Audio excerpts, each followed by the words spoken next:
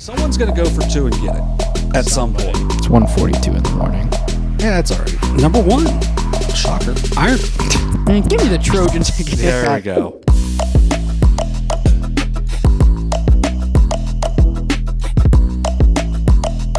Welcome into Overtime, presented by Perfection One.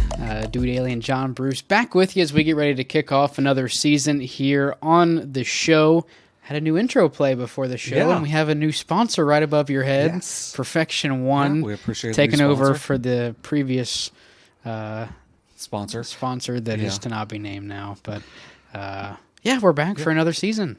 Yeah, it should be a fun one. We had a really good end of last season. I know we ended up not doing the spring sports. It ends up being just really difficult to go through with everything, especially with our schedules this past spring. Like finals week in the spring is not the same as finals week in the fall at all. No. It's so different, and especially this year, considering it's going to be my senior year, it's going to be a lot different. Yeah. But hopefully, and we are going to change up the format a little bit to where, like last year, we did 2 episodes a week in the fall where we made one episode was just volleyball and soccer, and then the other one was football. We're just going to combine those into one, which should make it a little bit easier on our part and make it a little bit easier on people that maybe don't want to jump around from episode to episode each week and just see everything in one. Yeah, so that way you don't have to look for, if we say it's coming out on Tuesday, it's coming out on Tuesday, and it's just going to be one episode.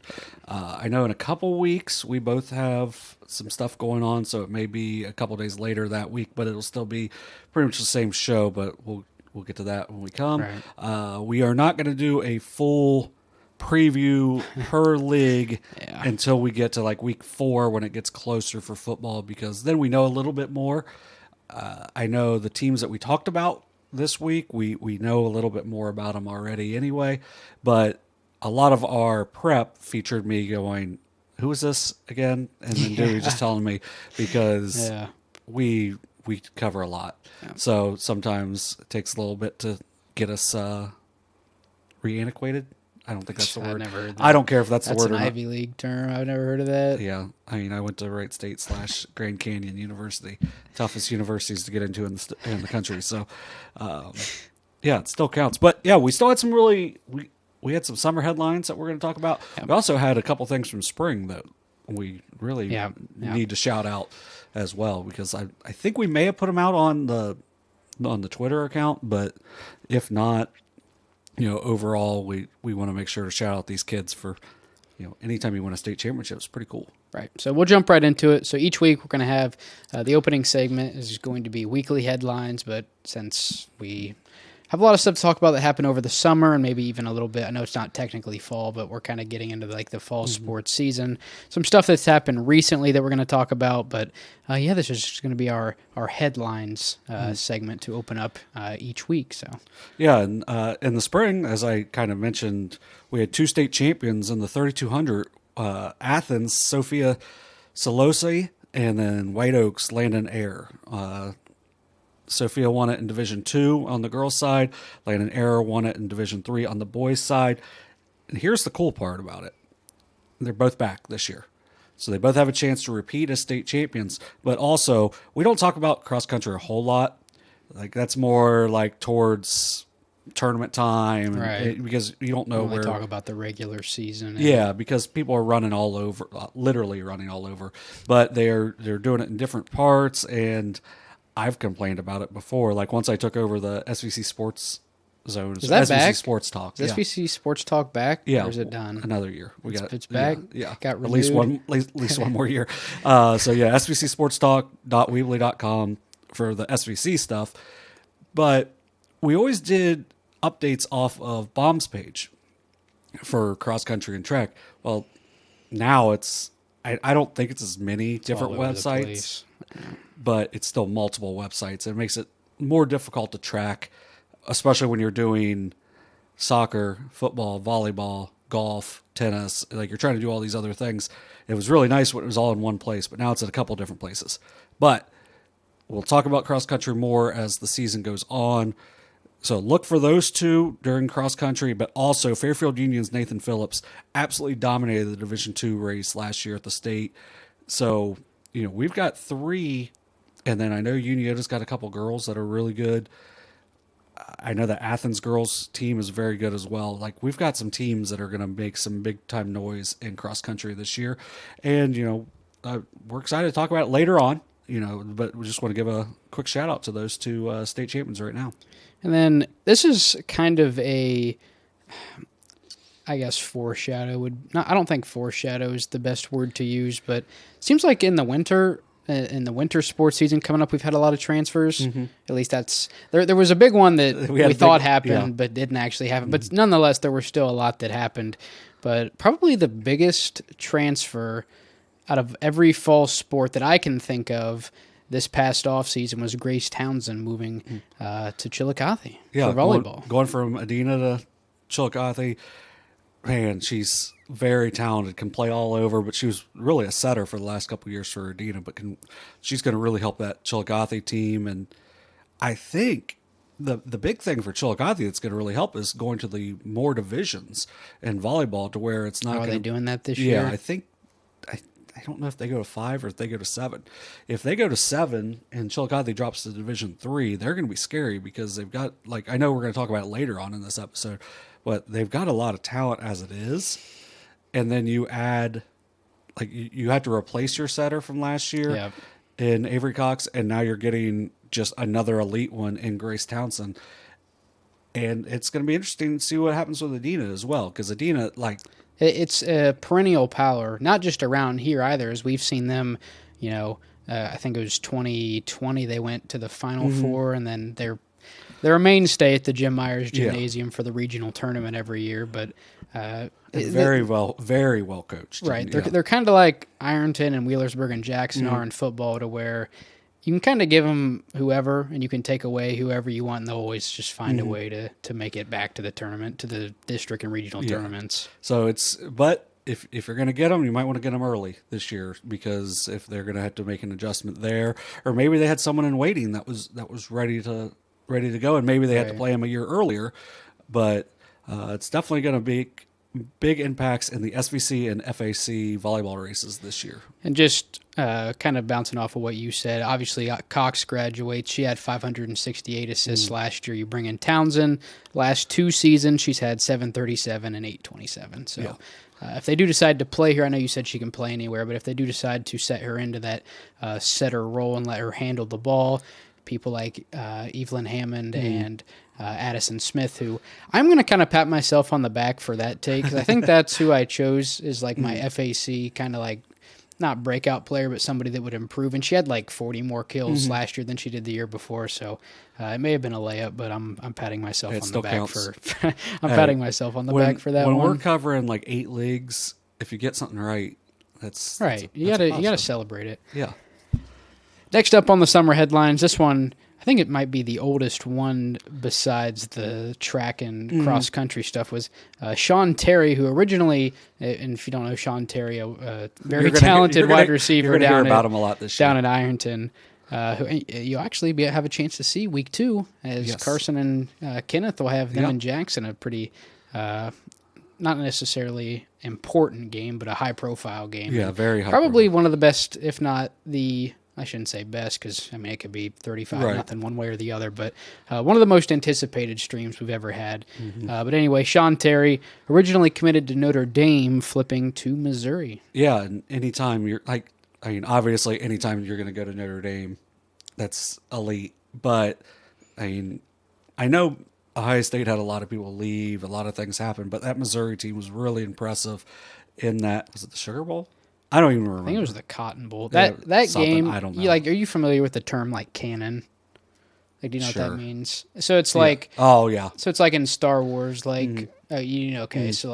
that Missouri Ohio State game is not canon for me. I know it counts, and for Missouri, that's probably their biggest bowl win in the last however long. But and it's not even sour grapes for me. We could have won that game and it wouldn't have been canon. Right. Just because nobody was playing and I didn't even watch it. So I watched a little bit of it. But Missouri is well coached. It's a good program. They're on the rise and they're in the SEC. So anytime you go from Notre Dame to the SEC and you're not, no offense to Vanderbilt, and you're not at Vanderbilt, if you're at a Yeah. competitive SEC team, which Missouri is, that's a big time move. And Shaun Terry, we're excited because I think this is going to be the first time we've got him on any of our streams. It is. So because well, we had him in basketball. yeah, but with Football. with football, they run their stuff down in Ironton and Jackson, Wheelersburg, which are the ones they typically play around here, also have their own stuff as well. So we're really thankful that our guys are going to be able to get there in week 2 to cover that game, because get a chance to see Shaun Terry in person should be exciting. And for what it's worth, and I would say this was a large factor in his decision. I had to look it up because I remember I saw it on Twitter the other day. Top 50 wide receiver coaches in college football. Missouri is at 3. Nice. Notre Dame, not even on the I was list. going to say Notre Dame probably not very. I would say Notre Dame probably the more prestigious school, especially in terms of football history. Really, it's not as much when you take into consideration like what have you done for me lately. Right. But in terms of like the grand scheme of things, I don't know that I could name a college football player that played at Missouri. I'm sure you Chase could, Daniel. but, Dude made the Chargers backup quarterback. Or Everyone's used to backup. be. Everyone's Yeah. backup quarterback made $50 million and threw Yeah. like 50 career passes.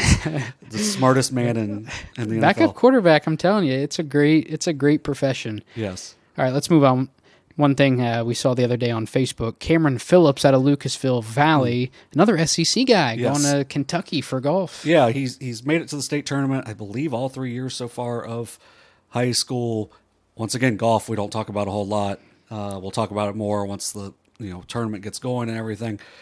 But it's very hard to get out as an individual in the Southeast District because only one person gets out. And I think he tied with a kid from Ironton last year, which is I feel kind of bad because can't remember it exactly, but he made it to the state, finished in the top 20, and he's going to go play in the SEC at Kentucky. I mean, if you can go play, I know West Falls had a couple of really good girls. Yeah, the Weiss girl. Yeah, Paige Weiss is going to go. Maddie Schultz. I think she might be at Kent State now, but she had originally went to a JUCO in Arizona, and it's just, if you can go down south, if you can go somewhere and you can play golf all the time, you're just going to get better and better, and that's what Cameron Phillips is going to do when he goes to Kentucky. I can't say that I know really anything on their history, but Kentucky golf. yeah. Yeah. So, but The only thing I know about collegiate golf is Ohio State had a guy in the Masters, I think. Something. He had the highest, Like he was the amateur. highest amateur Yeah. score. Yeah, Or so not highest, go but Bucks. best amateur score. Yeah. Start school tomorrow. Can't wait. Attaboy. Yeah. Should have started it today, but we don't have class on the first Monday of each semester for some reason. I don't know. It's weird. You would think like that would make sense with Labor Day, but Yeah. When is Labor Day? 2 weeks from? yeah, 2 weeks, because that's when I'll be at the Oakland Coliseum, baby. Oh, is Labor Day like the Monday after? Yeah, it's the first Monday in September. Yeah. Okay. Oh, so that's the first week of that. So the Thursday after the Labor Day is the first NFL game. Mm-hmm. Cool. Yeah. I didn't really add those days up very well. All right, our last summer headline. Back on July 15th, Shawnee State purchasing not only Spartan Municipal Stadium, but I don't know if it's Branch Rickey Field or Stadium I or think it's Park or Stadium. whatever. But Branch Rickey is what most people just call it, the baseball field and football field down in Portsmouth. Does Notre Dame play baseball at Branch Rickey? I'm not sure. Wait, no, they don't, because their baseball field is right next to their softball field. Oh, okay. I don't know if anybody really plays there. I played there I played there twice, Yeah. I think. I will say it's one of the coolest. Whoever takes care of it, it's a really nice place Mm-hmm. to play. Now there's some like the old ticket windows, like all the glass is busted out and whatever. Right. But I mean, like just from like a playing perspective, it's the only place I've played where it has some of the deepest dugouts I've ever seen. It's like 6 steps, like Yeah. 10 feet under the ground, and it's a really cool place. But I think, and it's something me and my dad have kind of talked about a little bit, is I think with them Shawnee State purchasing this stadium, it makes it a lot more likely that you start to see like renovations. Mm-hmm.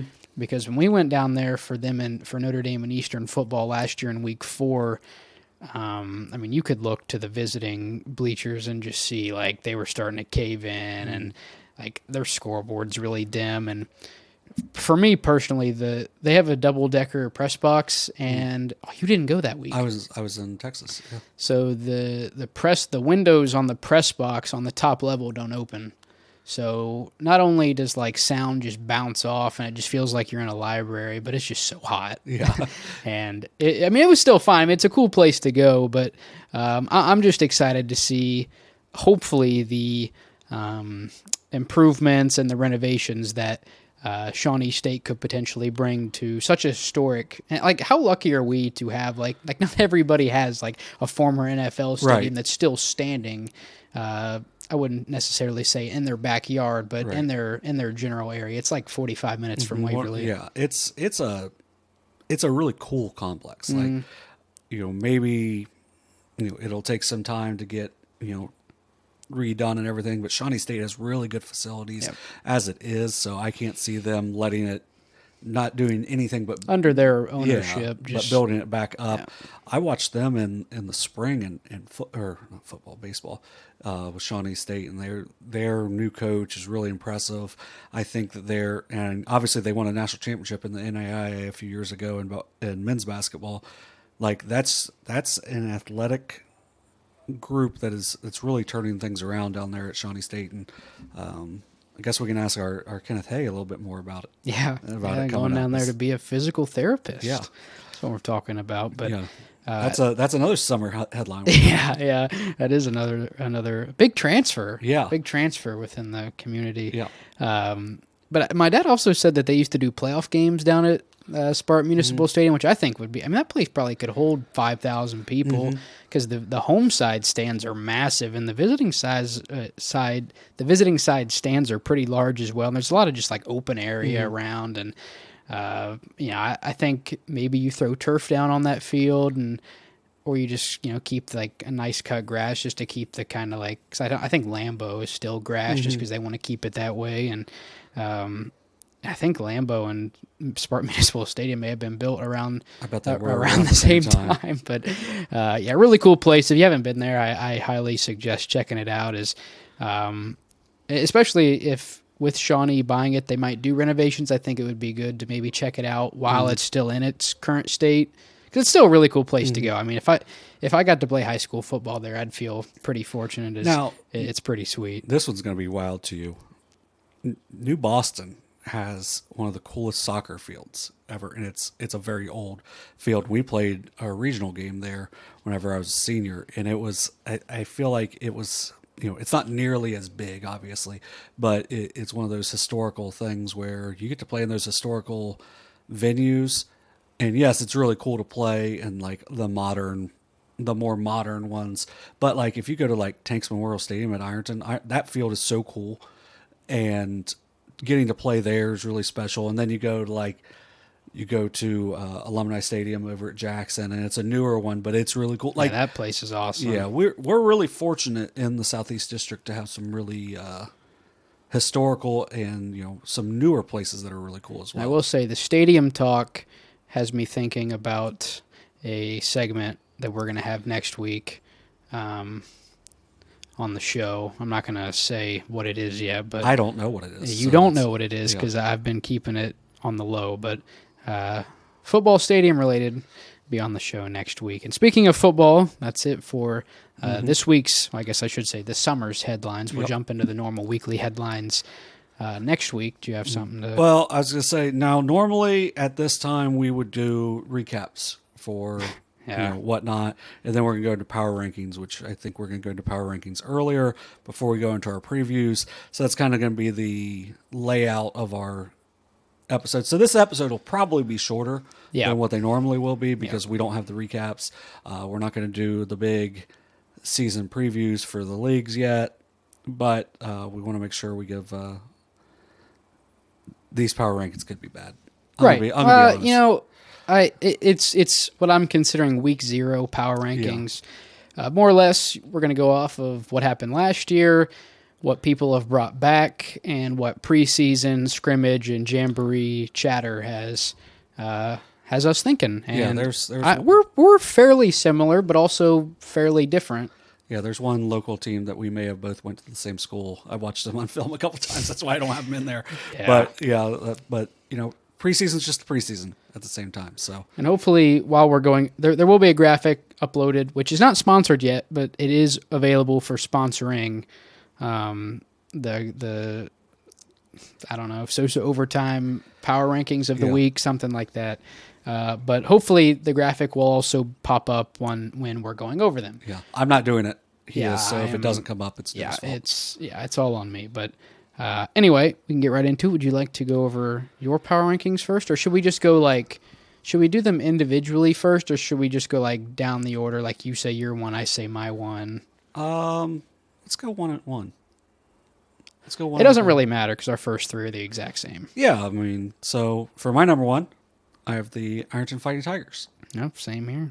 Yeah, I think just go down your entire list. Well, I think that might be better. Yeah, so with Ironton, obviously first episode of the year. So, but with Ironton, you've got a guy going to Missouri. You've got a lot of other really talented guys coming back from a team that they've been just a machine the last few years, and historically have always been a machine, but really the last 5 or 6 years they've been really a special program. Still flying here. Yeah, they're still flying here. But Ironton's been a really special program, so I think as of now, they're going to be number one. Their schedule's very tough. So, in the first 3 weeks, we're going to see them play who we have in 2 and 3 in our power rankings. So that'll...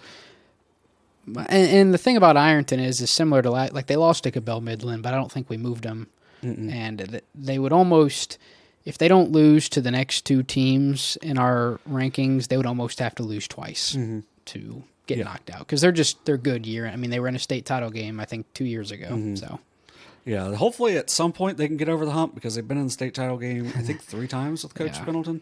Coming up short every time, but we're talking about a state title game here, not a district title game. Right. My number 2, I have the Jackson Ironmen.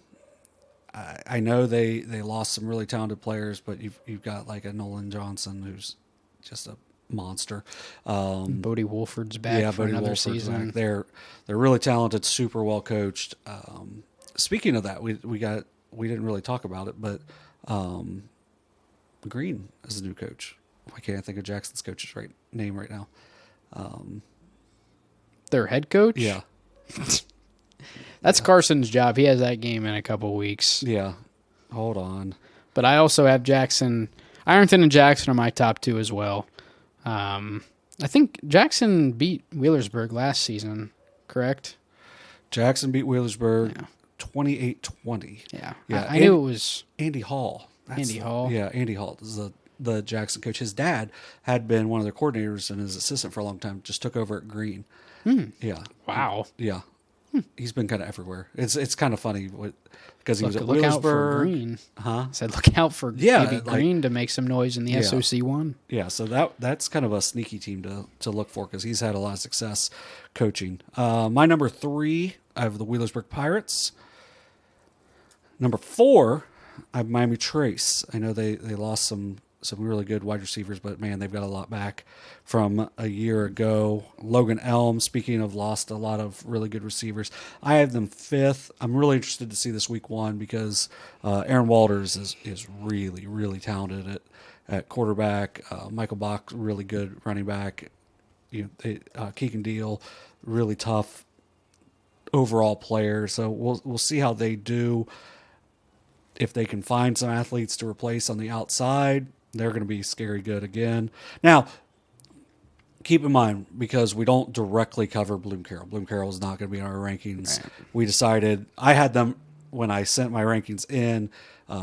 Dewey did not. We decided that since we don't really talk about them weekly, that we will not be including them in our power rankings, but they would probably be in the top 4 for both of us. If not, I know I definitely had them 4th. So 6th, I have the Waverly Tigers. 7th, and here's where I have, this could be really wrong, Fairland. I mean, I think Fairland's been, a really good program the last few years. I know they've had some coaching turnover, quarterback changes the last couple of years, so we'll see. I know they're very good athletically as a school, so that's going to be interesting. My number 8, I have Portsmouth.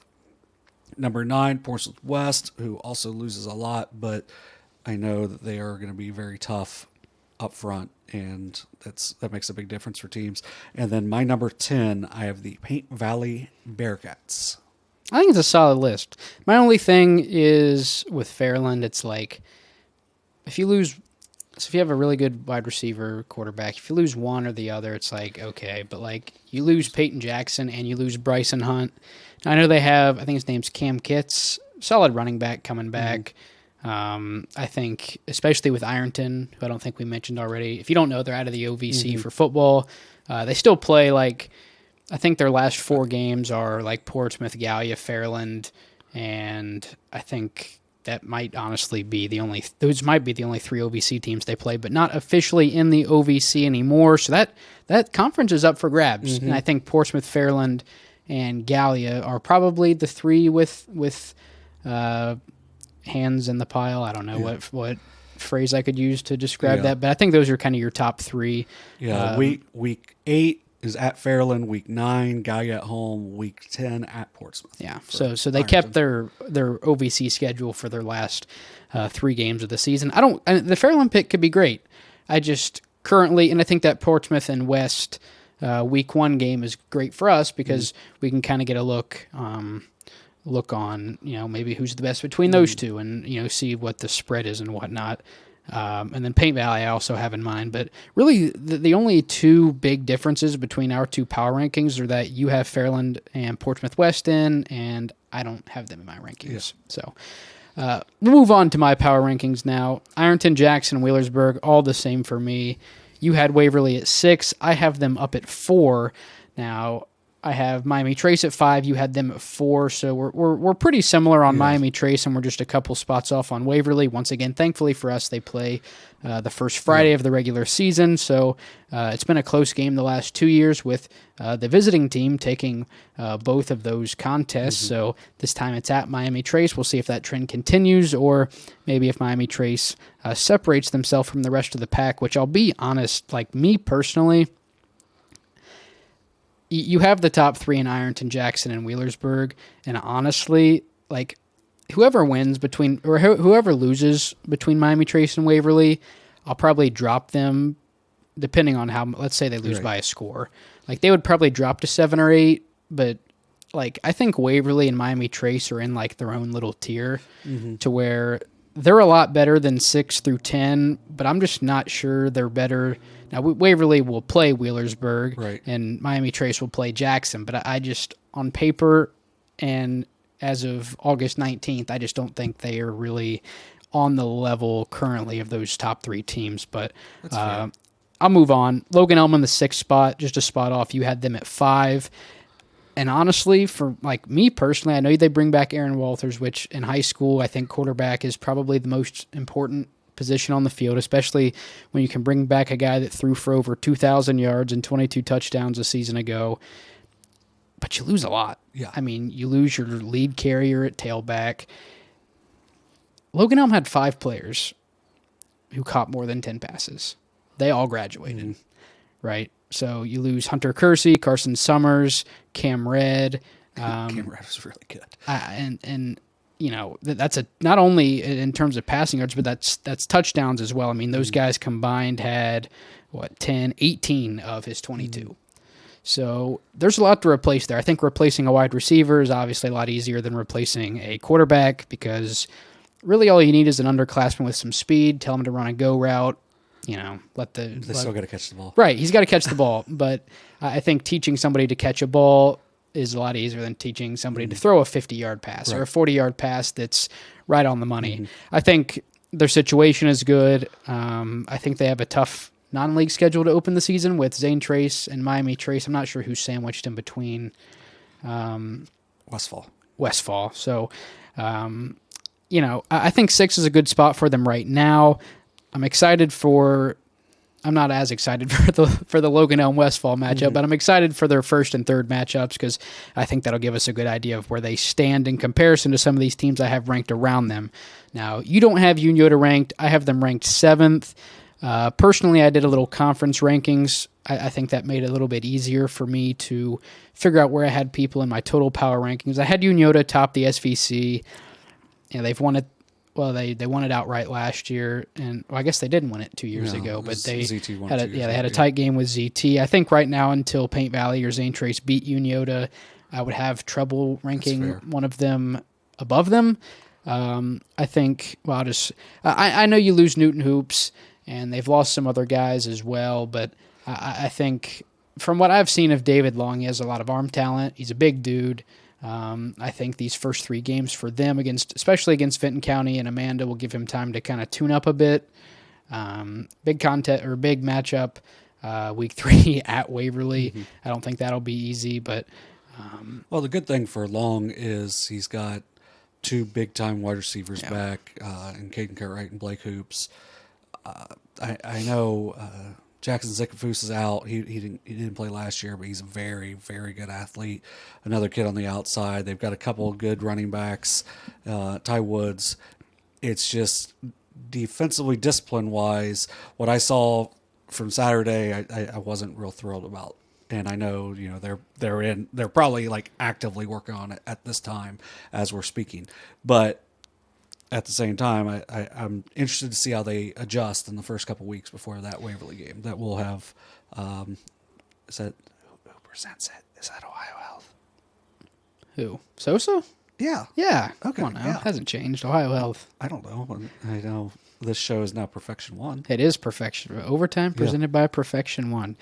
So Unioto at 7. Number 8, I have who you had at 10. I have Paint Valley. I think they're the number 2 team in the SVC. I think if Unioto were to lose to one of these, to Paint Valley, and I'll get to my number 9, who you can probably take a guess who it is.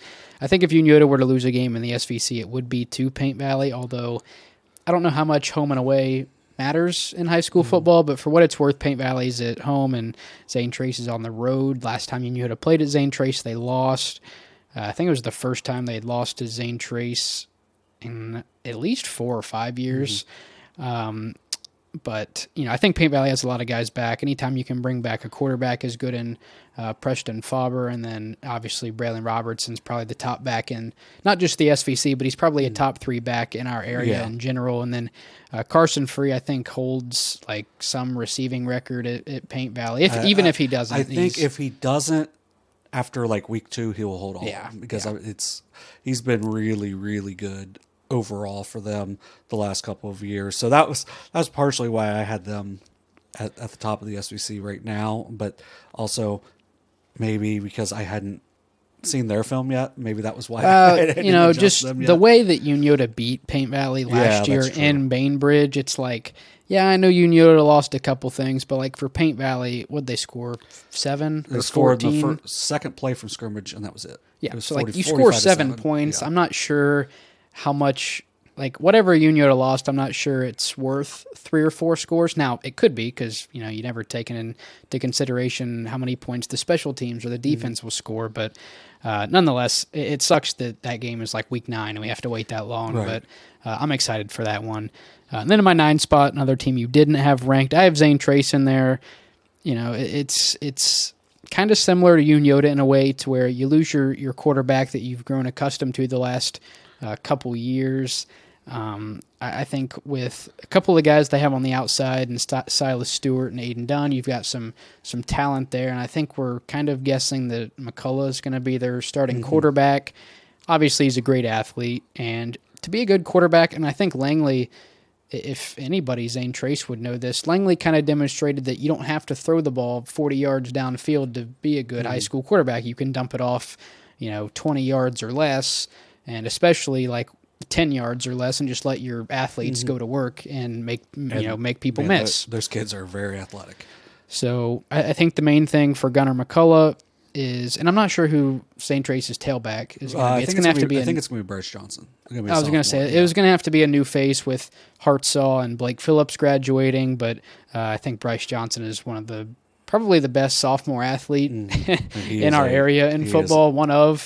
It's crazy. Those athletes that we mentioned, they have lifted a lot, and you can really tell. And they're big and fast, and if they can, and Johnson, I mean, as a defense, as an edge rusher last year, I mean, was just insane. I mean, he was in Gridiron Glory's preseason all defensive team I bet. after his freshman year. Yeah. So one of the more impressive players. I think if we're going to hand out a Freshman of the Year award, he probably, if not winning, would have been in the top 2 or 3. Yeah, he's just a great athlete, and Pioneers very grateful to have him. Yes. I would assume, but for Zane Trace, if I had to tell Gunnar McCullough one thing, I would just say, worry about making the easy plays. You don't have to flip it down the field 40 yards. You don't have to flip the field in one play. Just I don't know what kind of offense they're going to run. He's a very good athlete too. But, if you're running a slip screen or if you're running a slant or anything under 10 yards, just get good at that. I mean, you can worry about the other stuff later. And then my 10 spot, you had them at 8. I have Portsmouth. They're bringing back a lot. Yeah. I mean, they don't throw the ball really at all. I mean, but I talked about Braylon Robertson being a top 3 back in our area. One of those other top 3 is Chase Island. He ran for like 1,700 yards last year. I don't know if 1778. Yeah, 1,778 yards. And let me scroll down. Not only that, but he led them in receiving as well. He had a couple receiving touchdowns. If we were going to do fantasy football and we had Portsmouth in it, Chase Island would. I know that the idea of fantasy football has kind of shifted to wide receivers first, but I think he would be one of the first running backs off the board. Is he catches passes, he scores touchdowns, he gets a ton of total yards. I'd say with receiving, he was well over 2,000 total yards last year. And along with Highland, you bring back Nick Copley. He didn't get a ton of touches, but a very solid goal line back. He's very good defensively as well for Portsmouth. They did graduate Noah Livingston for what it's worth. He was one of their tight ends. I think he was second in receiving for them. But like I said, they don't throw a ton. The quarterback, Cameron Williams, was a freshman last year. I think he would qualify, at least height-wise, as an undersized quarterback just because he's not very tall. But, man, he can move around very quick. He ran for around 50 yards a game, a ton of touchdowns. And for a team that doesn't throw a lot, very explosive, very high-speed offense. Well, I mean, they scored 50 in their first playoff game in a 15-2 win over Fairland last year. So, I mean, they were... And I think that win, even though they would go on to lose the following week to Wheelersburg, I think that win, if it hadn't, it should have given this younger core some motivation heading into this upcoming season. But that's my top 10. I don't think that anybody could be upset. Everybody. There's really no avoiding it. I felt like I was pretty fair with mine, but now there's going to be, I'm sure somebody from the OVC. There's going to be somebody else in Gallia maybe with. And I know they lost a lot. Yeah, Gallia's kind of similar to Logan Elm, but I think on a larger scale because you bring back Rathburn, but like you lose Kenyon Franklin and both the Shamblins. You have a new coach. And, there's some other teams that were really good last year. I think Vinton County would have cracked our top 10. Hillsborough was interesting at the end of the year last year. I know they lost one of their running backs. But I can't remember if it was Barrett or Barnett, but holds a ton of Hillsborough rushing records. And, I'm going to have to learn how to pronounce his name because I think we might see them this year. I think it's Jevin Hostral. He's a sophomore last year. He's coming back. Or maybe he was a freshman last year. I can't remember, but... he was a great tailback for them last year. I think he was one of our top 20 players to watch. Excited to see him. I think that's week 6 they played Chillicothe. I think if we can, hopefully we'll be down there for that one. Chillicothe's got some really good young talent. Yeah, I can't remember his name. He was in our top 20.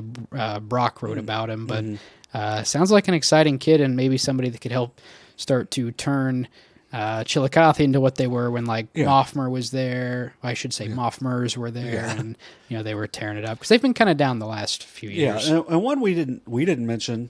I know our Brock Netter mentioned a lot last year, and then Piketon. Yeah, and then yesterday Derek mentioned when we did our SOSA fantasy.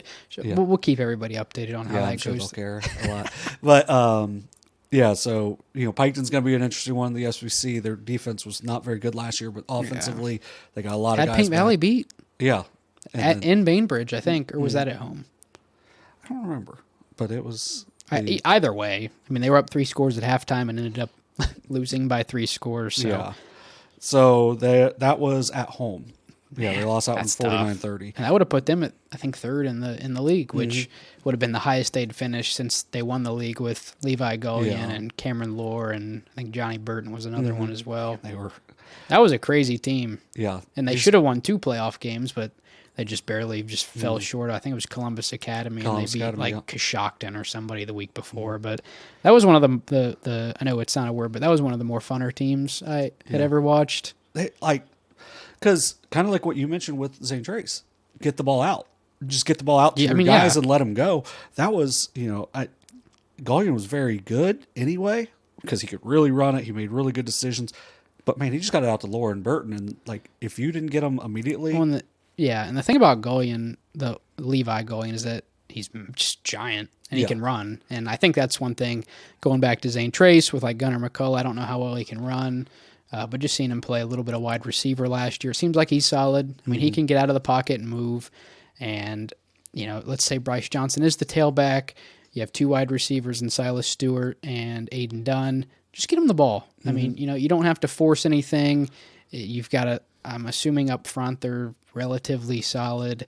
I know they graduated Fetters last year, and he was kind of one of their big names. But seems like, and I'm drawing a blank on their head coach's name. Gullion. Not at Piketon, St. Trace. Oh. The new guy. Gosh. We're horrible at this. I know. I emailed him last year, and now we covered Dylan too many Wares. teams. Dylan Wares. I think he's got him going in the right direction. I feel like he had a lot of young guys, especially with the injuries that Carter Langley was dealing with. He was either not playing or playing hurt, which when they went down to Piketon last year, did they throw a pass? I think Phillips threw 1 or 2, but it was basically Phillips run, Phillips handoff to Hartzell. But I think hopefully McCullough can kind of settle in and just get the ball out to his playmakers. Now I'll give Piketon credit; their non-league schedule's better. They got Northwest, who's not going to be as good, I don't think, because you lose. I know you lose Connor Lentz, and we're not going to talk about Northwest this week, but I think their quarterback's last name was Bolin, maybe. I think he's back, and I'll just save the rest. Well, Brendan Weiss transfers in. That's a big one. Yeah. And I think Carter Runyon, a running back, they have him back.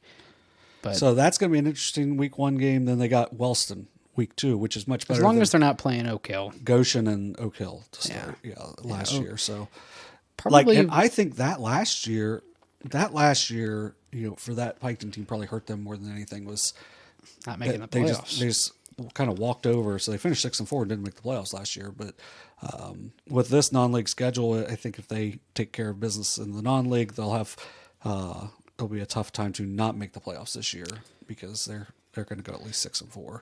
So keeping that in mind, 6-4 not making the playoffs. We'll go ahead and hop into our previews for this week, starting as always this Thursday. Valley at Portsmouth. Oh, I wrote that wrong. It's Portsmouth at Lucasville Valley this season. Valley last year making the playoffs at 3-7. I mean, that's crazy that you have a team, and I think they're the same division, are they not? I'm going to look it up. I think they might have been the same. I mean, that's crazy, but that's how they do it. Is it's not by win-loss. Well, that obviously has something to do with it, but it's not solely based on win-loss. It's also based on strength of schedule. I'm assuming they were the 13. Who? Valley was. Valley was? They were 13. Yeah. But they had wins. And keep this in mind. 1, 2, 3, 4, 5. They were 0-5. They lost their first 5 games. Man, that win over Minford must have just jumped them up because they beat Northwest, Oak Hill, and Minford. And played West Liberty Salem in the playoffs. This is kind of what we talked about yesterday also, though, was who in the SVC had a good chance to win a playoff game, and it was partially Payne Valley because the bottom part of their region is not very good, and that's where Valley made it very easily last year. Yep. And I was happy for him. I was honestly. Too. I mean, and then they almost beat Grandview Heights the week before, who also made it to the playoffs. Lost to them in overtime by a point. So I mean, they were. I think that was one of the mini games where everybody went for 2 and didn't get it, and. They're a team. I think Coach Crabtree has them going in the right direction. With a school like Valley, I've heard they've got some numbers this year. I think they got like 55 on their roster. They've got more kids Should out. have 56, but yeah, they've got, they have a good soccer program, which at a smaller school, a good soccer program makes it really difficult. They had a really good basketball program up until last year, and they still had the best player in the conference. So, I mean, they're a school where you can have success as long as you're doing things the right way, and I think Coach Crabtree has them doing that. And I think, maybe we don't see it in week 1. We could, but we saw it throughout the year last year where they got better throughout the year. And obviously, you win 3 of your last 5 in the regular season with your only losses to a really good Portsmouth West and then a really good Grandview Heights by a point. I mean, obviously, they were playing their best football at the end of the year last year. And before we jump into this preview, I will say for Valley, I think there's a good chance they go 5-5. I think they could win 5 games this year because, well, man, I don't know. I think they could go 3-3 in their conference because obviously I think it's safe to say probably not going to beat Wheelersburg or Waverly. Mm-hmm. I don't think you're going to beat West because they get Mason Parker back, and that dude could easily just run for 350 yards and 5 touchdowns, and there's just nothing you can do about it. But Minford is severely down. Oak Hill is down. I think Valley and Northwest would be a very interesting game. I'm not sure what week that is, but I think that could be 6. I think that could be a very competitive game between them. And then you look at the non-league. Open up with Portsmouth will be there Thursday. I think if Carson Powell is still there, which I'm kind of upset he's not, because they returned everyone. Mm-hmm. I think they could potentially win that game. Now, they don't have him at quarterback. It looks like the Wattell kid is going to be playing quarterback for them. He was a wide receiver last year, now moving to quarterback. You play Dawson Bryant week 2. I don't know a ton of... My fault. They play Colegrove week 2. I don't know a ton about them, but what? I don't know. I'm just saying Colegrove. They have a C on their helmet. It's Colegrove. And it's on their floor. Yeah, but I don't understand it. Either way, I can't remember his name off the top of the head. He follows us on Twitter. They have an insane running back, and I cannot remember his name just because we don't cover Colegrove a ton. Right. But then they're at Piketon week 3. I mean, we kind of saw the holes in Piketon last year, but like we said, offensively, Piketon is just insane, and I think defense was one of Valley's issues last year. Now, one thing I will say about Valley is they had like 2 seniors on the team last year, so they brought back everybody besides their starting quarterback, which hurts a little bit, but I'm excited to see how this Valley team can improve from their 3-7 record, although making the playoffs. I think there's a lot of room for them to improve. We can look last year. 59-29 was the final from their season opening contest with Portsmouth last season. Now, it was only 24-15 at halftime. Powell connected with Wattell with sort of I think it was kind of like a helmet catch, but instead of like catching it in the end zone, Wattell caught it on like the plus 40 and like turned around and cribbed it from 40 yards out. Now, Portsmouth went off to win. More or less, I should say, Chase Highland went on to win the second half, 35-14. So that pretty much put Valley down for week 1. But like we said, they ended up going 3-8 after starting off 0-5, 3-2 in the back half to sneak into the playoffs. Carson Powell not going to be there. Very good baseball player. He's going to presumably focus on that instead. But last year, I mean, as a sophomore, 1,277 yards, the 9 touchdowns to 14 interceptions is something you would expect to even out as he would move into a junior, but had great arm talent. He had 2 rushing touchdowns as well. We said Aiden Wattell is going to be the new quarterback. He was second in receptions and receiving touchdowns for Valley a season ago.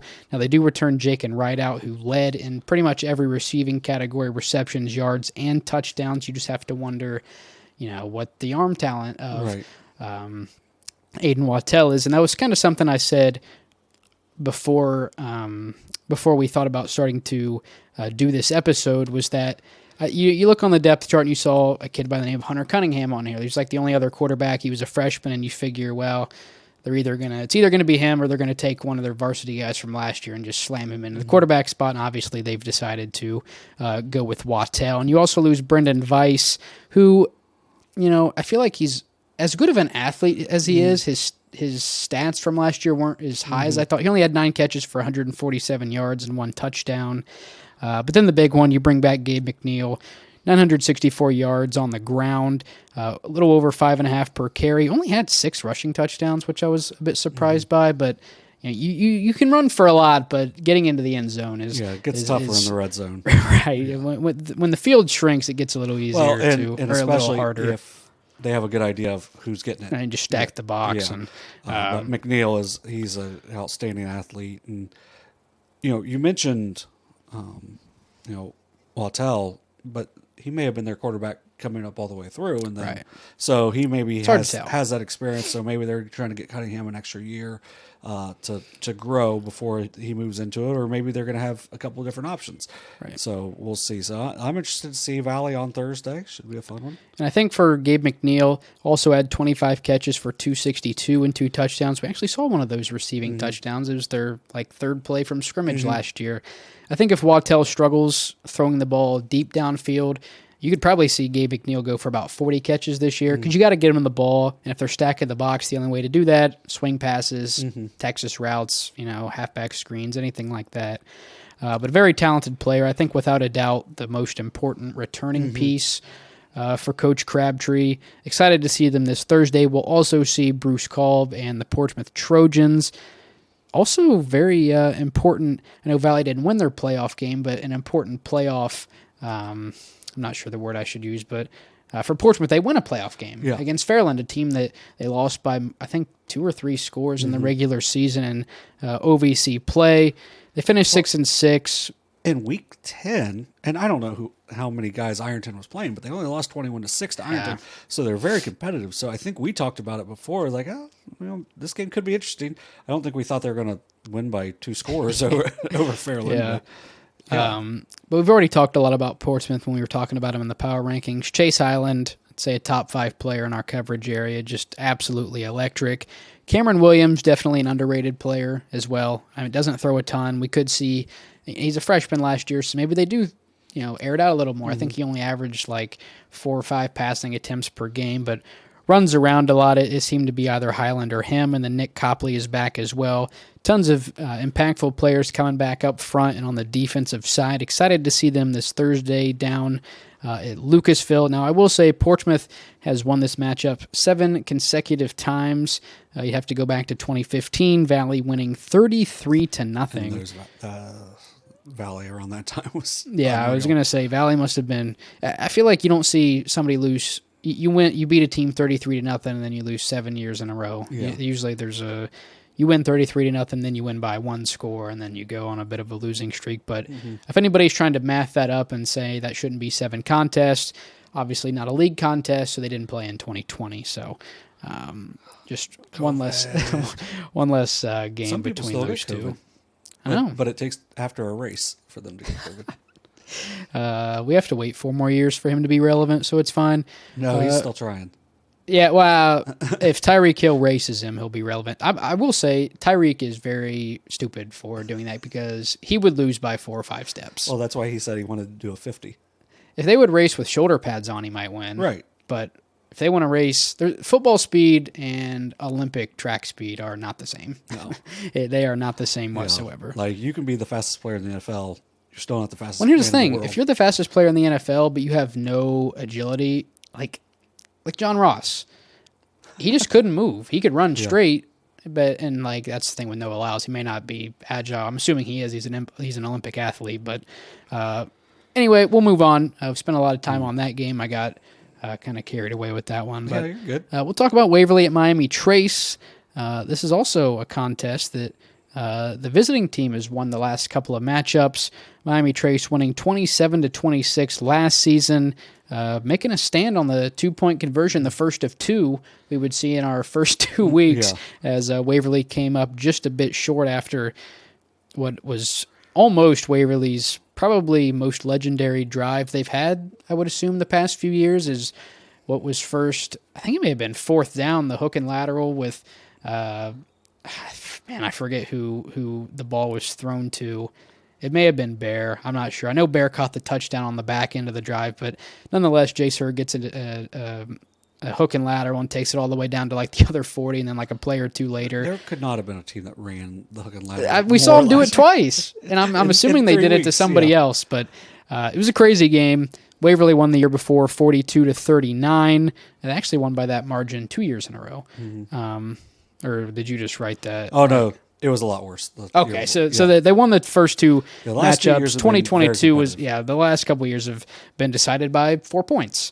Both teams return a lot. Now, both teams also, at least at the skilled position, graduated one very big guy, and for Waverly, it's their all-time leading rusher in Jace Hurd. I'm not sure if Garrett Guess holds any receptions or receiving yards or touchdown stats, but probably Robinette's physically his biggest target, but also like metaphorically his biggest and most important target. I think he had a touchdown grab in that game against Waverly in the opener last year, but great player. And it sucked to see him leave, but they got a ton of guys coming back. I think a lot of those wide receivers, which I'll let you get to, that maybe didn't have as many catches last year. I don't think you have Connor Napier down, but he got some run. Cooper Enoch's on there. You'll talk about him. And then you graduate a player that you were high on, and Asher LeBeau, but you have an impressive freshman from a season ago that is coming back for his sophomore year. So I'm excited. I'll let you kind of get into the players here, but I'm excited for this matchup come Friday. I got to watch Miami Trace against Unioto, and they looked really, really good. It was just overall just fast on both sides of the ball. And last year, you mentioned Jace Hurd. They held him to his lowest. Yeah, that was a rough game. He had like 30 yards. Yeah, it was rough. It was his only game below 40 yards last year. I know that. Really struggled to run the ball against this Miami Trace team, and they return a lot of their guys up front. Their offensive line is anchored by a big-time prospect in Adam Guthrie. Yeah. And we say big time. Second one. Yeah, he is a large man. I think he's 6'7". I think they have. It wouldn't surprise me. Yeah. Runs in the family, clearly. Yeah. Their dad has to just be giant. Yeah. So, so they've got a really good offensive line. They've got, obviously with Robinette, kind of like what we talked about with Aaron Walters. You got Robinette back. So you got a good quarterback. You made it to the playoffs last year. You pulled an upset on Hamilton Township before losing in week 12. So a very good season last year for Miami Trace. They return a lot of guys. You mentioned Cooper Enochs and then Napier as well. But Julian Baker, he was a freshman last year. He got a lot of carries, and he was very dynamic for them. Look for him to carry that over again this year.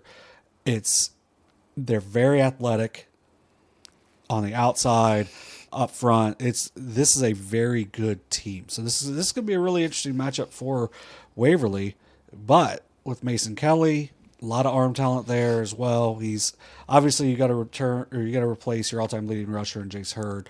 They've got some holes up front, so that's going to be finding time for Mason Kelly. But if you got time for Mason Kelly, he's going to find Cody Swords, Mason Pollard, Mason Sparks. I know their sophomores are really talented. You mentioned Lane Bear. I was going to say Lane Bear is back as well. Yeah, so there's a lot. This could be a really high-scoring game, in my opinion, because of just. It could be similar to that 42-39 game a couple of years ago at Miami Trace. Yeah, just a lot of really athletic, talented players. Interested to see how the coaches do defensively to try to slow down their opponent. Does Miami Trace, they played a 5-2 against them last year. Do they switch that up, or is that is that their base defense? If it is Waverly going to be able to spread them out a little bit more? I know they've got some good, talented athletes that they're going to try to get the ball to in the backfield as well. But how are they going to be able to do it? How are they going to attack this Miami Trace team? Should be really interesting. I'm excited for Friday night. And there's just so many similarities between these two teams. Like, they're both bringing back quarterbacks. Both of their skilled groups are insane. And when you look at the conferences they're in, they're both, in my opinion, the clearly defined number two that are looking up to the big, bad number one in their conference. Yeah. And for Miami Trace, that's Jackson, and for Waverly, that's Wheelersburg. And maybe we'll see one of them take off against one of the. Now, I think if I had to pick one to beat one or the other, I would probably take Miami Trace to beat Jackson, because Wheelersburg, just year in and year out, is just one of those teams. And I know I have Jackson ranked higher than Wheelersburg in the power rankings, but I don't know. These teams are very, very similar. And Yeah. I'm excited. I can't wait. Yeah, I think it's a very interesting week one, and I think our next game is, even though we're not covering it, is going to be Somebody really will be there. Yeah, someone will be there for show. Let me see. I'll tell you who. Oh yeah, you can Yeah. check if it's been updated. Which We had a bunch of stuff updated for Friday. I might have Carson. Carson's going. Yeah, Carson's going to be there. Nice. He'll be with us on Thursday, but he'll be there on Friday. Apparently, that's the game of the week.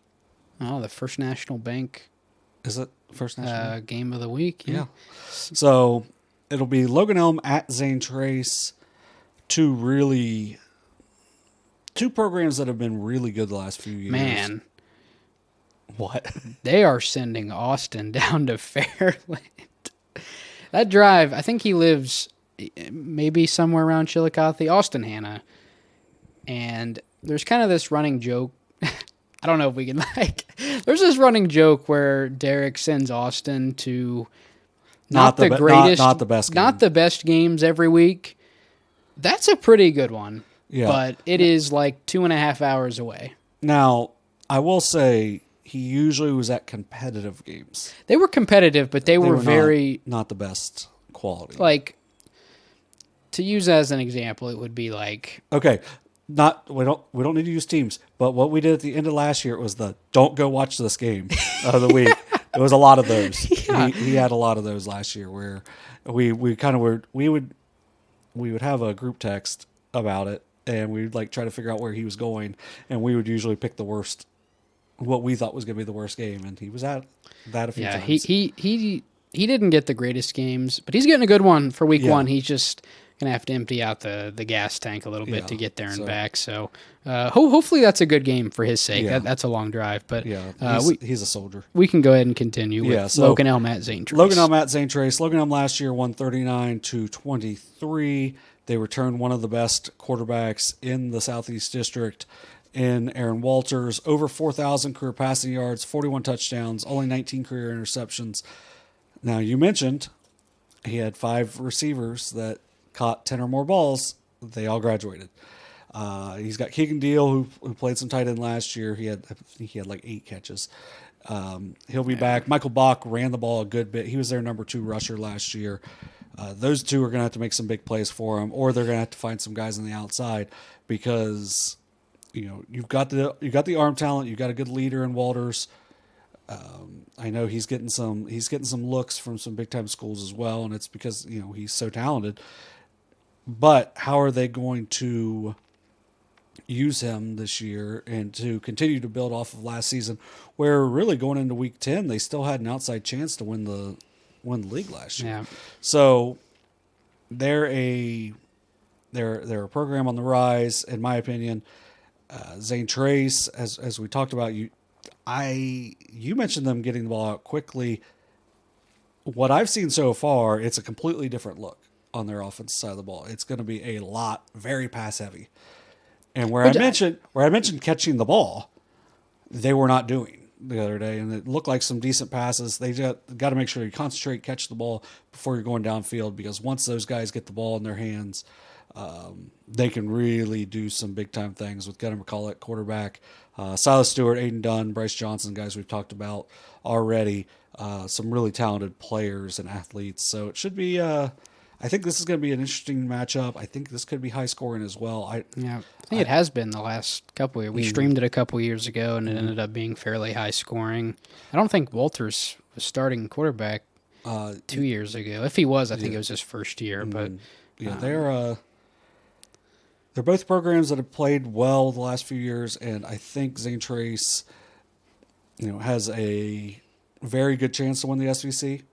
I know you had them third, right? I probably would have them league. second. Dewey did power rankings for the entire leagues, and I did not. So I did top part of the I did leagues. very loose power rankings just so I could get an idea of where to put teams in like the combined power ranking. But But Zane Trace would be one of those for me that was like right on the outside, like with Unioto, along with Paint Valley near the bottom of my top 10. And then Piketon as well. I want to make sure we throw them in there. But could be a good test for both of these teams to kind of see where they're at right now. Then we'll wrap up our football segment of this week's show with Ironton at Wheelersburg, one of the more anticipated matchups every single year. It's been all Ironton the last 4. Berg won 28-6 in 2018. Now that was one of Ironton's least successful years, as they only went 6-5. Now these two teams didn't play in 2020 once again. I feel like they probably should have made an exception for that game. Like, I know they're not saying that was probably a very boring year for Ironton in 2020 because they probably just steamrolled everybody in the OVC except one team. I think you only played 6 games. They were voted number 1. Yeah, they probably were. That year they won 50-9, 55-7, 71-0, 41-0, 58-10, 33-11, but that was Cincinnati Sycamore. Then they got to the playoffs, 49-3, 42-0, 21-14, 17-7, 22-19, and then they lost in the state championship game to Kirtland, who their coach has one of the funniest records ever, because it's like he's won like 200 games and lost like 15. But yeah, it's been all Ironton the last couple of years. The most recent trends, if you are a person out there that bets over-unders on high school football games, if it is 30 or higher, take the under, because they do not score a bunch. And for some reason, every Ironton game is always, at least when they play like Wheelersburg and Jackson, is always really funky, because they're one of the few teams that can usually kick field goals. Mm-hmm. And like I think they beat Jackson like 12-7 or something weird. They won a game 12-3. I think a couple that years may have ago. been 12-3 was Wheelersburg 2 years ago. Yeah, so that's another thing. Wheelersburg 2 years ago at Wheelersburg was 12-3. Yeah, so like I said, if you're a guy that bets over unders on high school football, if I was the bookie, you're a freak. Yeah, first of all, we love you. Yeah, we appreciate you. But yeah, don't do that. If I was a bookie, I would literally set the over under like blindly without looking into it at like maybe 27.5. No, that's too low. Like, you can't do that. I would say like 31.5 or something. 27.5. Put 27.5. But yeah, they don't score a lot. But for Ironton, obviously you bring back Shaun Terry. I think we can confidently say Shaun Terry, if we were to do a player power rankings, he'd probably be number 1. He's the only person going SEC that I currently know. Mm-hmm. But even if he wasn't, like, just absolutely explosive. When you look at the stats, he doesn't have as many catches as you would think he would, but that's because he catches it one time and runs for 60 yards. He doesn't catch it 5 times for 60. I believe we talked about it last year. He had a game with 4 touches and 4 touchdowns. Yeah, I mean, and yeah, like he had like 1 rush, 1 punt return, like 2 catches. It was just because you're not going to put up a ton of numbers if every time you touch it you're scoring. And then also for Ironton, you bring back Zane Williams, 684 yards on the ground with 10 touchdowns. Tyler Roach also comes back. He was second in receiving for the Fighting Tigers behind Shaun Terry. And they also bring back Austin Bump, who had 115 total tackles a season ago. Now, you lose Bailey Thacker, 19 touchdowns, 0 interceptions, which is just insane in itself. So you have to fill that quarterback position. Now, last year, Braden Schreck, who will be a senior now, he was third on the team in receiving, but also threw for 400 yards and 10 touchdowns. I'm interested to see if it's going to be Braden Schreck or if it's going to be Caden Edwards, who will be a sophomore now. I don't think he's played more than, I'm sure he's played snaps, but hasn't played a meaningful high school snap yet. He has like 5 or 6, maybe more. I don't know the exact number, but he has a handful of Division I offers, and that just kind of speaks volume to the kind of dudes that end up down at Ironton. So that's kind of something I'm interested to see.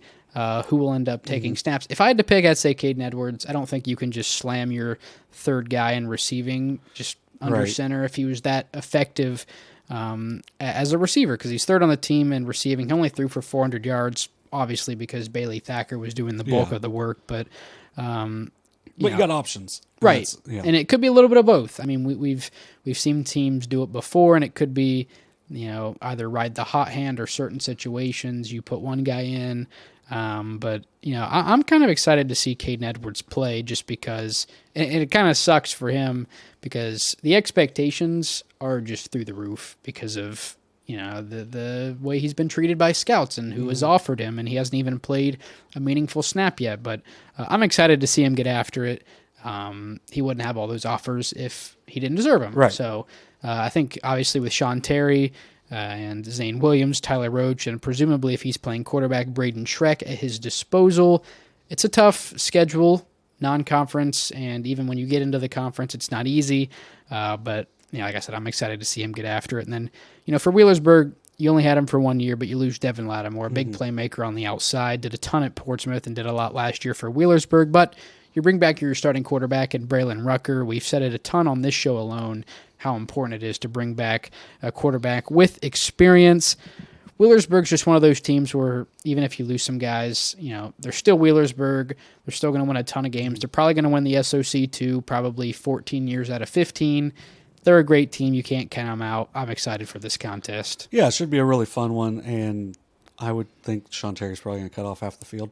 And we're sending Ty Dalla down to Wheelersburg, making his return to Southern Ohio Sports Authority. Brock is on the dock right now as well. I'm nice. Not sure what he's doing, but yeah. Oh, he's currently on the dock. Yeah, he's currently on the dock. Yeah, because he just covered like a 7-4 girls soccer game.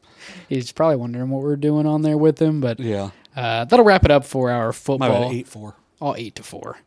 But that'll wrap it up. We've got a couple soccer and volleyball recaps and previews to go over. John, we'll start with you. Some local, extremely local soccer matchups this past week with Wheelersburg at Unioto.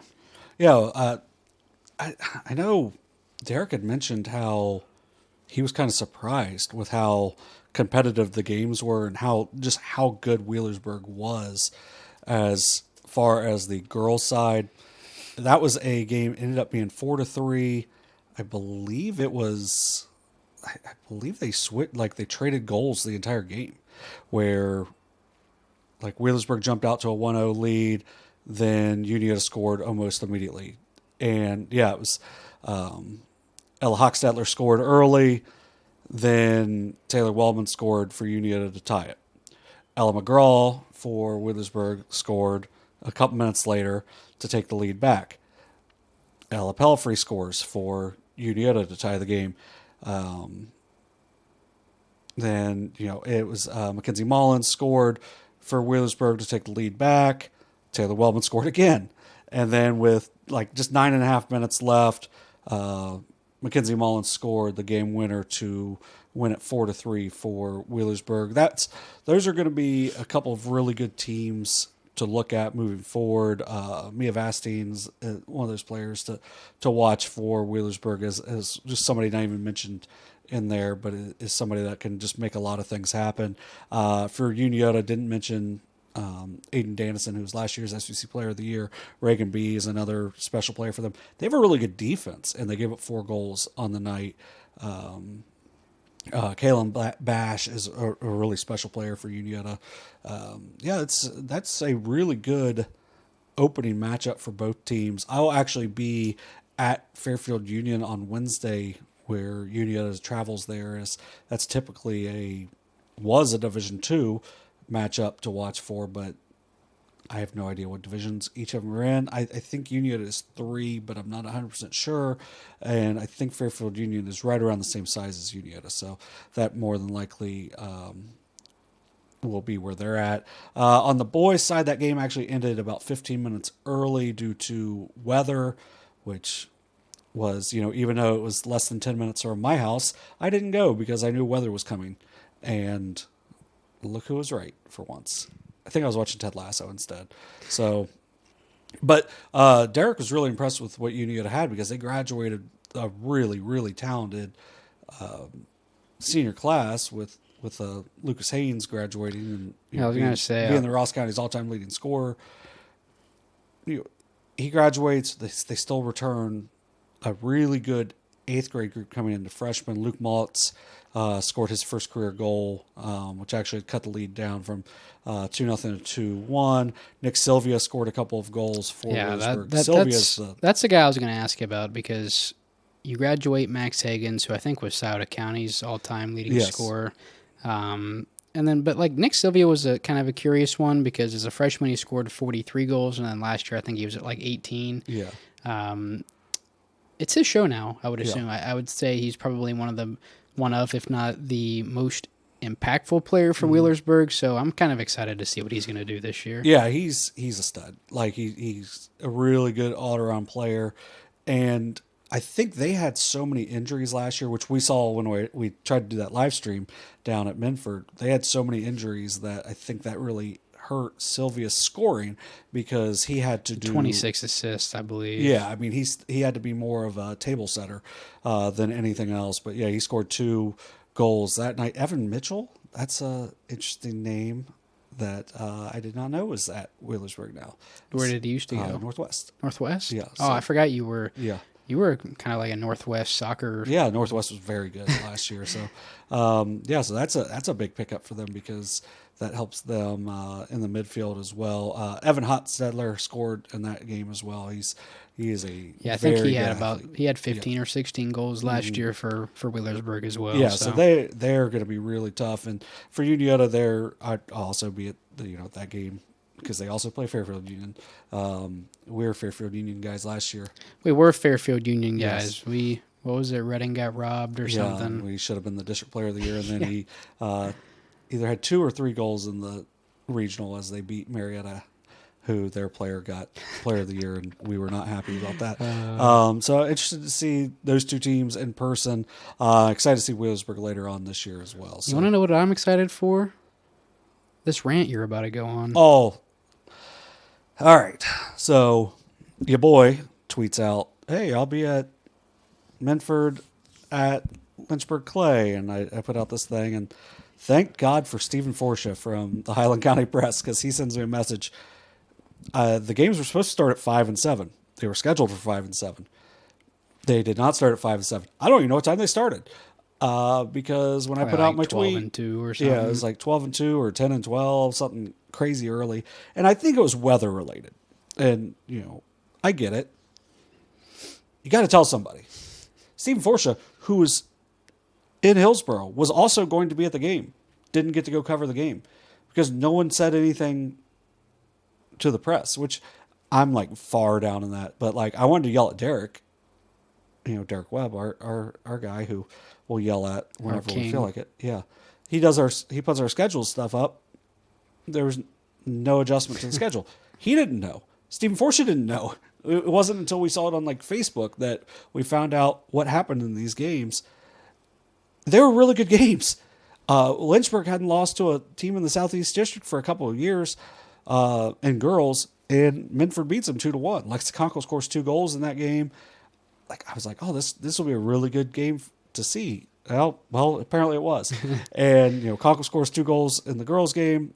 Minford wins that. Boys' game, Minford with a lot back. Miles Montgomery being their big one, but man, they're really talented team coming back. Lynchburg had a lot coming back. Minford gets up 3-0 in the boys. Lynchburg comes back and wins 4-3. Would have been a really good one to get to. Just got to put it out there. Like let some people know. Like, and I know like it's not like because we cover like 8 leagues or whatever, but it'd be nice to get somebody get it out there. Yeah, I wonder if Montgomery is kicking this year. I would say probably not for football. Yeah, I don't Because he kicked last year. I think he should be the running back. He should be there. Everything. Yeah. But I know Jackson Shoemaker's not playing. I know, and neither is Cottle. Yeah. I think even if he was their kicker, I don't think he would be doing a lot of kicking. But we may not know it. Yeah. So hopefully we can get to see, hopefully I'll get to see Lynchburg, and I know I'll get to see Minford, but hopefully I'll get to see Lynchburg again sometime. They've got a really nice soccer before they make it to Logan. Yeah. They got a really nice soccer only complex. And I knew they had to replace a lot. Jade Massey, who was definitely All Ohioan last year, and they've had to replace a lot in the last couple of years, but man, they're really, really well coached and typically very good. And that Minford girls team is going to be really special. It's going to be a really fun year, at least at that field for Minford at their soccer only complex, which is one of the nicer ones in the area as well. Yeah. The SOC is going to be real fun in boys soccer because you got Minford, Wheelersburg, and Valley. Valley's on the opposite side. Valley's on the smaller side. Northwest is also, I think, on the smaller side. Who else was there? There's one more. South Webster. Not West. Yeah, South Webster. Webster's going to be really good. So, and I know they play on Thursday. That's something that, we're going to talk about a different athletic event on Thursday, but that South Webster and Wheelersburg play on Thursday. I don't know if we have anyone going. Hopefully we do, but it'd be nice if they could move it up to 5, and I would just go down there and then swing over to Valley on the way back. Yeah. But we'll see. I wish this volleyball game, I know like they have school, but I wish it was at like 12 because we're going to talk about Unioto at Chillicothe. This is a volleyball game. If we weren't doing Portsmouth at Valley football Thursday night, we would probably be at the whatever that gym is called. I can't remember, but we haven't had good luck with the Wi-Fi there the 2 times we've been. But maybe, I mean, that was a couple years ago, so maybe it's a little bit better now. But if you're in the area and you want to watch some good volleyball, I think you might be in for a treat if you head over to Chillicothe High School. For this one is even last year when Unioto was a 21-win team, and I think Chillicothe was an even 12-12, it went to 5 sets. Unioto wins 3-2.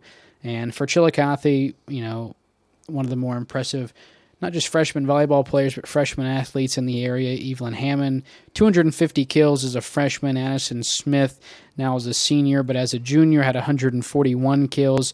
You graduate Avery Cox, but then you get Grace Townsend in from Adina. She's had around 1,500 assists the last 2 seasons, so they seem primed for a really good year. Not only in the FAC, which I think they were just a bit below... God, I think Jackson ended up winning it, maybe. Jackson or Miami Trace, I can't remember off the top of my head. I know Miami Trace had the Addison Butts girl, who was the returning player of the year, but I'm not sure. I think they ended up winning that. Miami Trace, I would figure they did, but I can't exactly remember how that conference ended up shaking out. But before I go over Unioto, I think I'm going to take Chillicothe to win this one. On paper, they seem to be pretty solid amongst some of their better players. Because for Unioto, you graduate Ella Cutright, Abby Marshall, Madeline Wetzel, and Emma Spett. I mean, those are just 4 players that you hate to see go to the next level. But you also bring back Jade Stewart, who's back for her senior season, is probably Unioto's best returner on the outside. Zoe Detweiler was also over 100 kills last season. I know you mentioned you maybe saw a freshman doing it, but I wanted to say that Alyssa Stanley seemingly stepped in as the second setter once Emma Spett went down with an injury, so I'm not sure if she has stepped into sort of a lead role there, but you know, without going to a Unioto volleyball game and you just looked at last year's stats, you would assume Stanley's in there, but really I don't know. Yeah, it was I know Alexa West had a good opening night. It was Kinsley Batson had 14 assists the other day, so I don't know if she's going to be the main setter, or maybe it was just she got into a nice pocket that night, and they were when they beat West in their opener. But this matchup every year, even if Chillicothe's down, which isn't very often because they're a good solid or volleyball program, this is usually a really good matchup because what are you 2.5, 3 miles down the road from each other? You usually get some decent student participation in the matchup. They know each other. They play with each other all spring and the club season. So I mean, they know each other's games. It's high quality volleyball as well. Yeah, so this should be a really fun matchup. It's a little upsetting this isn't on like Wednesday. If it was on Wednesday, we would be there 100% because I'm free that day. But unfortunately, this week we're not free because we're doing a football game instead. But I'm kind of excited to see the outcome of this one. I think it's early in the year, so it's kind of hard to take anything super valuable away from it when looking to the rest of the season because, you know, Unioto could win 3-0, but they could play at the end of the year, and Chillicothe could win 3-0 or, you know, vice versa. But I think it's a great early season volleyball matchup. It seems like they play it every year as it was the season opener for both teams last year. So I know you said Unioto played the other night against West, but... yeah, so kind of excited for this one. Derek's going to be there. Did you mention that already? I did not. Yeah, so Derek's going to be there. He should. So, it's in his backyard. Yeah. It's not as close as you would think. He's got to go across the river through the woods. It's like 10 minutes away. Yeah. But yeah, so follow Derek's Twitter that night. I'm sure he'll have some good pictures afterwards as well, which he typically does. Now, I know I see on our little dossier here that our Renee Nemeth will be at South Webster at Wheelersburg for boys soccer on Thursday. So that should be a fun one. At least we'll have pictures from that. Our Raymond Gleedle will be at Eastern Brown at North Adams Boys Soccer on Wednesday. So look for some pictures coming out as well from those matchups. Should be an interesting week. I'm going to get out to some soccer at least on, tomorrow, Wednesday, and Saturday, and then kind of we'll see from there because we've got, I know for week 2, we got some. That's going to be. Trips. Yeah, I'm not sure what we're going to do that week. I don't even know what day I get back that week. I would say we could have Carson and Kenneth do that week's episode, but they don't need to come down here. I don't know. We'll just push up and back a couple days. It might be pushed back to like Thursday or Friday morning because I don't fly back till Tuesday. Oh, really? Yeah. So Tuesday. What time? Tuesday. I don't know. I'm leaving from San Francisco. So what time does your flight leave from San Fran on Tuesday? Not early. So we're gonna have to do it Wednesday afternoon. Yeah. So probably Thursday that week. Man, we honestly. It might be a Friday episode. We may not talk much. Hey, the good thing is we'll be able to talk about some early week stuff because I'll be on the plane. We will. There will be a ton to recap. So that'll be a big recap show. It really will be.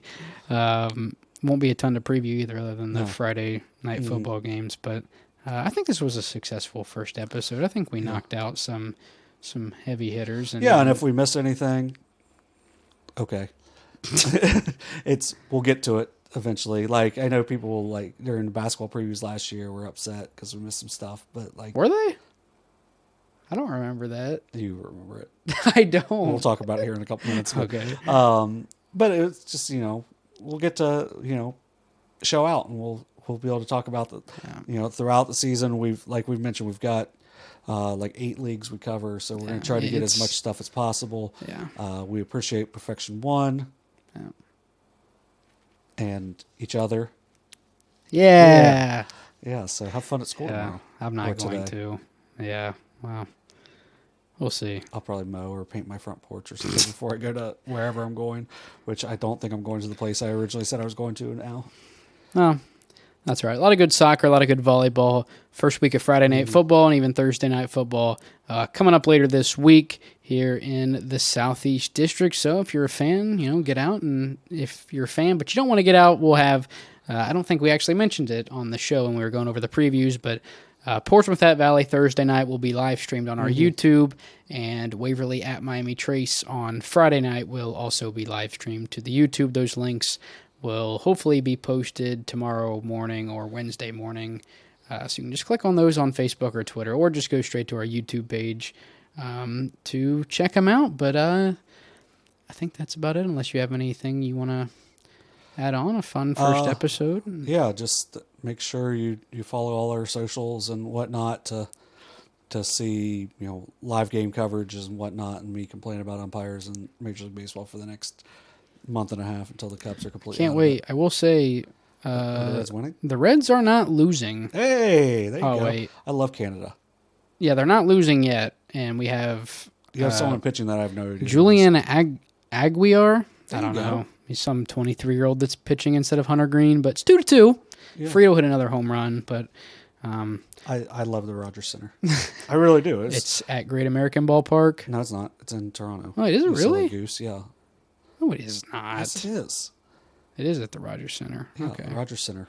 I didn't know Loper Fito played. I thought he was on the Astros. He traded? He got traded. He was part of the trade for my cousin, the lefty, the Japanese pitcher. Kikuchi. Yeah.